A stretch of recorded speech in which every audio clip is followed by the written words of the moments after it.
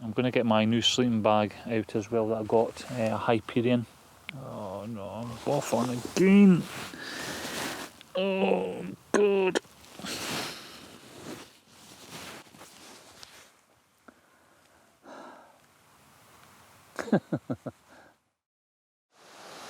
So this Friday I'm out with Robin again. He's just sitting here, he's getting some footage himself. And we're heading to the Praying Hands in Glen Lyon for an overnighter. Now the tent that I had in my last films, this Weishall, I've actually sent it back because of the rain water issue. So I'm waiting on a refund, and I've managed to get hold of a MSR Access One. I'm going to try and see what that's like. I used to have the MSR Access 2 that I've used for quite a while, and it was one of my favourite tents. It was really, really good. So I'm actually thinking about just saying, right, sod it, I'm going to get an MSR Access 1 for when I'm out myself, get an MSR Access 2 possibly again for when I'm away with my wife, or for in the winter when I want a little bit more space. Well, we'll see what happens. We'll get up to this campsite, I'll show you the Praying Hands. Many of you all have seen those lots of times, I've photographed them many a time. A really nice place to have a camp. So I'll head up and catch up with Robin and get a tent set up.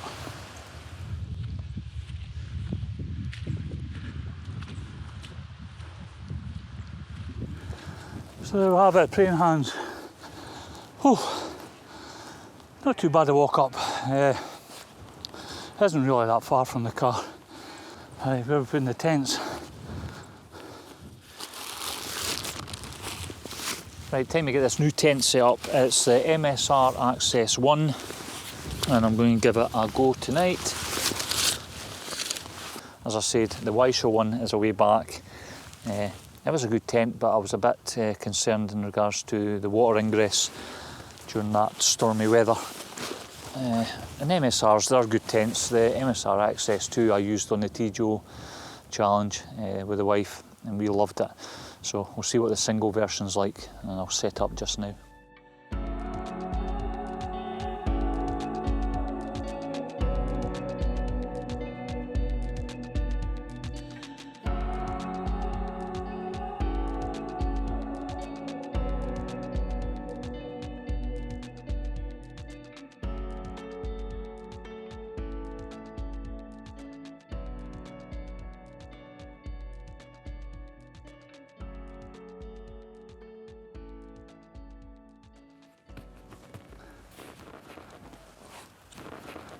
Tent set up, this MSR Access One, and I actually got it at a discount through somebody, or somebody sent me a link to a company in the Cairngorms who use this kit all the time, and they refresh it or buy new stuff every year, so they sell their old kit.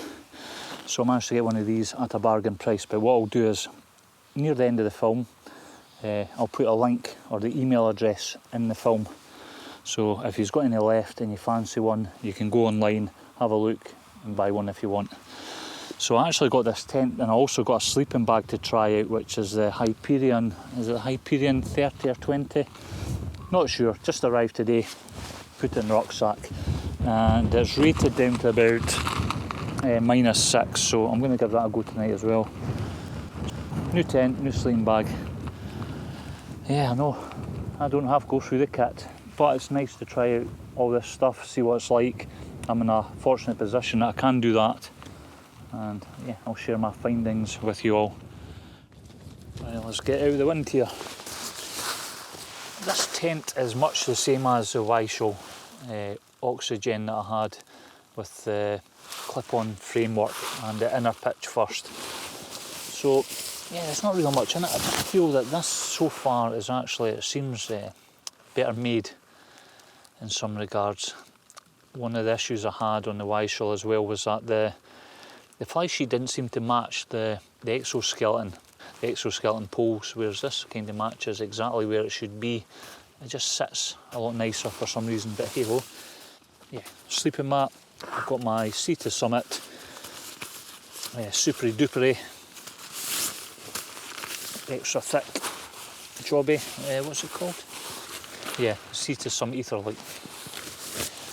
I've also got this is the new Thermarest Hyperion 20F I got from the same place that was selling the tents, and it's tiny.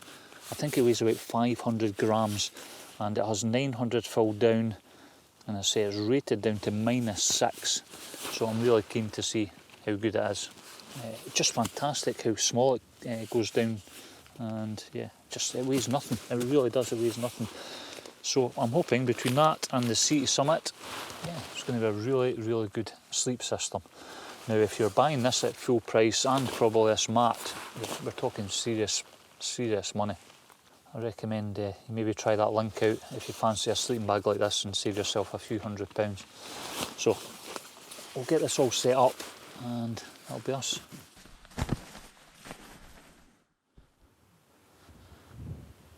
Just enjoying the views into the glen while I'm waiting on my water boiling for my evening meal.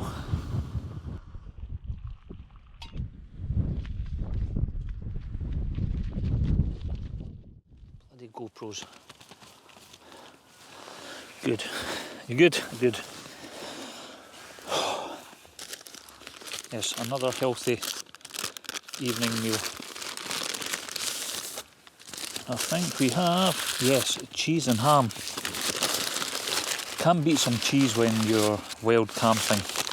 You don't have to dream a lot, or I certainly do. I dream like crazy if I have cheese. Oh, wind picking up. And yes, a lot of people are saying you've been through more tents than go outdoors. And yes, I have. And they've all got their good points and they've got their bad points. They're either too heavy or they're too big for packing. They're not.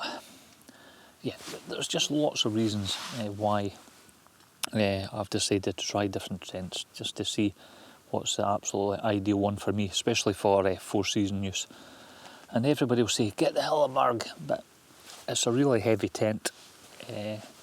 I don't really fancy lugging that on something like the TGO Challenge or the Cape Wrath Trail.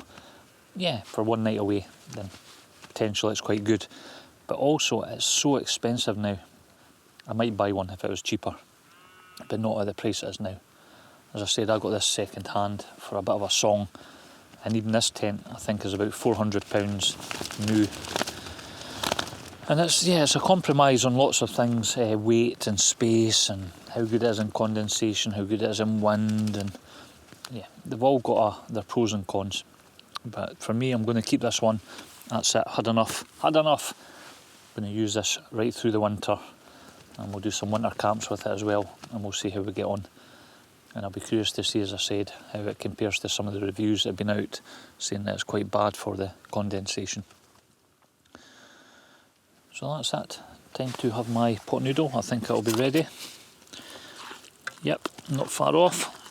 So I'll have this, and then we'll go and have a chat with Robin.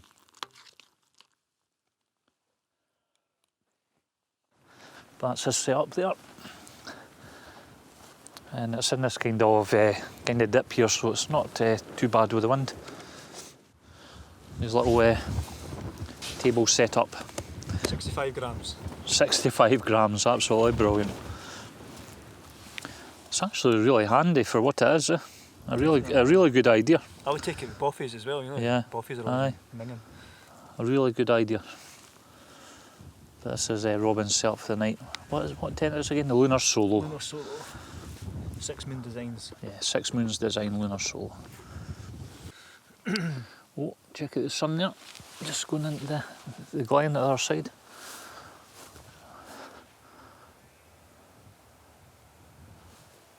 I was actually hoping in between the rain showers that we might get a rainbow appearing. But yeah. You get the rainbow theme tune on. Right, I'll let Robin have his tea in peace. No worries. Just trying to get settled for the evening. Just been blethering to Robin for ages. Just talking about everything, wild camping and yeah, putting the walls to rights. I was trying to show him a bit of the astrophotography there, but I've got a problem with my Sigma 16mm lens where it's not it's not working correctly. I think I've damaged it the last trip out when it was raining, and it was I think it's done something to it, so I'm going to have to get it fixed. But nice to get out again, another Friday trip, and some nice new kit to try. So until the morning, good night.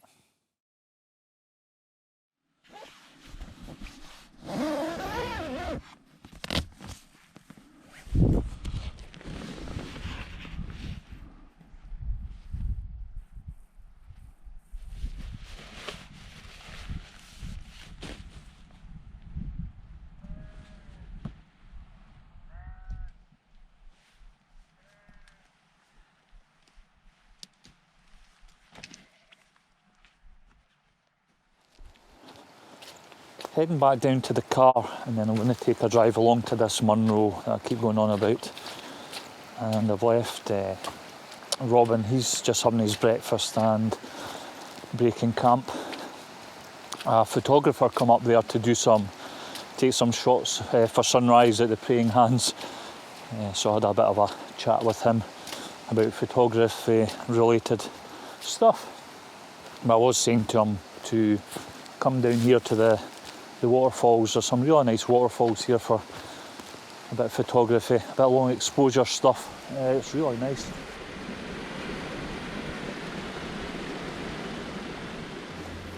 Now I must say it was absolutely freezing this morning. I think it's about 6 degrees. So yeah, as they say in Game of Thrones, winter is coming.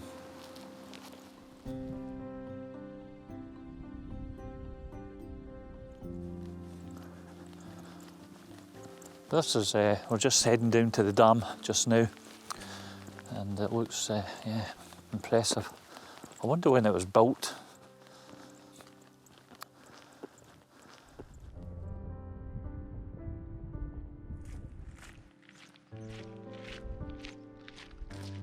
I've just walked along the side of the dam, and you come round and there's a cairn that marks the spot where you kind of cut up onto the hillside.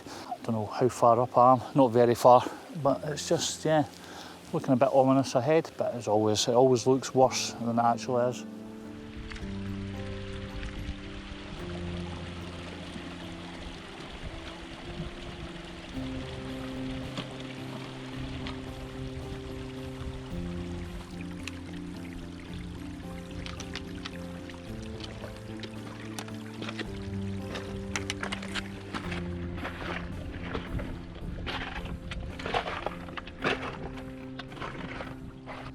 That's me just topped out this kind of plateau bit, and you'll see the Munro there behind.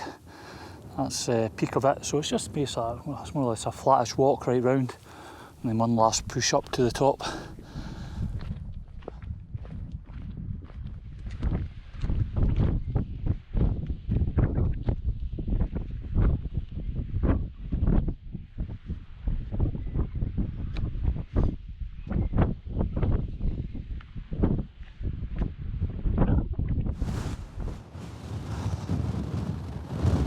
It's really windy now.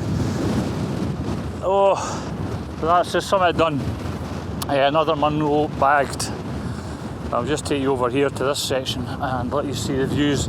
You can actually see right over to Rannoch Moor. Amazing. But a very, very, very cold wind. So folks, another hill bagged. That's all the northern Munros and Glen Lyon I've done on that edge. Very good, yeah, enjoyed it. Weather's glorious just now, glorious. And the views over to Rannoch Moor, and you can see Ben Nevis. Yeah, it's absolutely fantastic when it's like that. And it was good to get out with Robin as well for an overnighter and a bit of a blether. Chew the cud and try out the MSR Access. Now, I know I changed tents like the wind, but I'll be keeping this one until the spring, no matter what. I'm going to use it through winter and give it a totally thorough review. I'm actually thinking about getting one of those temperature probe setups as well, where you can see the temperature outside and inside, and yeah, see what it's like for the snow camping. But yeah, great time out. I need to head home. I'm going to get shot if I don't get back. But yeah, back to the car, home, and I'm going out for a meal with the wife. So as always, thank you very much for watching. And yeah, till next time, take care.